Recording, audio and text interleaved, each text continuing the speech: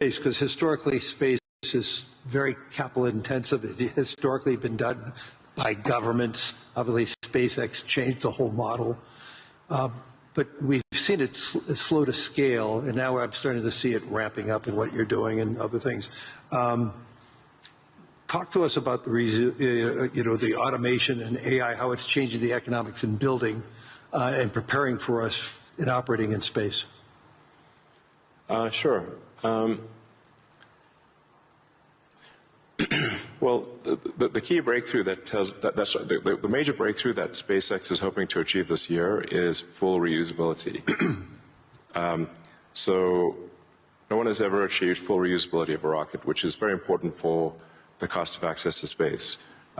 We've achieved partial reusability with Falcon 9 by landing the boost stage. We've now landed the boost stage over 500 times. But we have to throw away the upper stage. The upper stage sort of burns up on re-entry for Falcon 9. So, and the cost of that is equivalent to a small to medium-sized jet. So, but with Starship, which is a giant rocket, it's the largest flying machine ever made. That's a rocket that you're using for the idea of going to Mars, right? Yeah, Mars and the Moon, as well as for high-volume satellite stuff.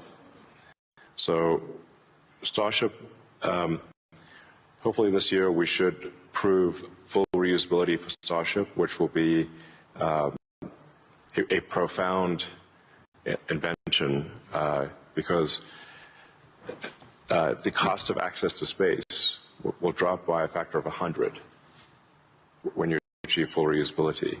Right. It's the same sort of economic difference that you would expect that, between, say, a reusable aircraft and a non-reusable aircraft. Like if you have to throw your aircraft away after every flight, that would be a very expensive flight. But if you only have to refuel, then it's the cost of the fuel. And so that's really the fundamental breakthrough that gets the cost of access to space, we think, below the cost of freight on aircraft. So, under $100 a pound type of thing easily.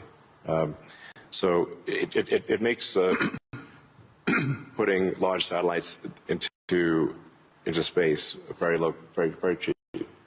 And then when you have solar in space, you get 5 times more effectiveness, maybe even more than that, than solar on the ground, because it's always sunny. It's cold. It's always sunny, so you don't have a day-night cycle or seasonality or weather, and you get about 30% more power in space because you don't have atmospheric attenuation of the power. Right. The net effect is solar is 5 times more.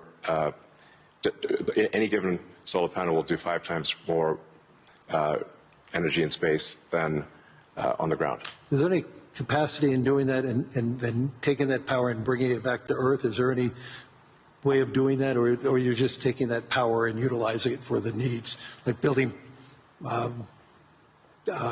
AI data centers in space?